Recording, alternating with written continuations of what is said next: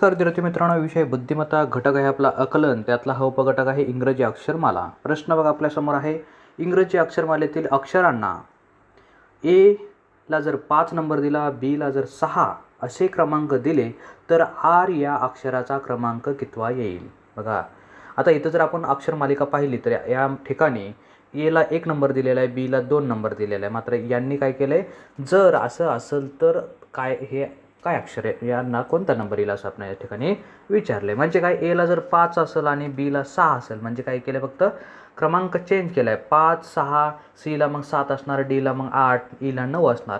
तर मग अशा स्वरूपात आरला कोणतं क्रमांक येईल हे आपणास विचारलं आहे।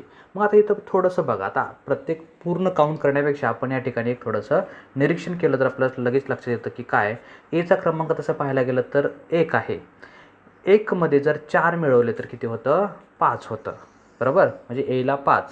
तसं बीचा क्रमांक खरा तर 2 आहे आणि मात्र त्याच्यामध्ये जर 4 मिळवले तर किती होणार आहे, 6 मिळवणार आहे, 6 होणार आहे। त्याचबरोबर मग आरचा क्रमांक किती आहे, 18 आहे।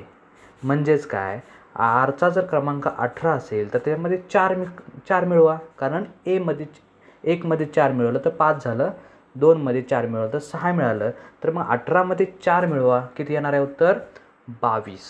म्हणून आर या अक्षराचा क्रमांक किती असेल, 22वा असेल। मग पर्यायात बघा 22 कुठं आहे, पर्याय क्रमांक 4 ठिकाणी 22 आहे, म्हणजे पर्याय क्रमांक 4 हे आपलं उत्तर असेल। धन्यवाद। आवडल्यास लाईक आणि सबस्क्राईब नक्की करा।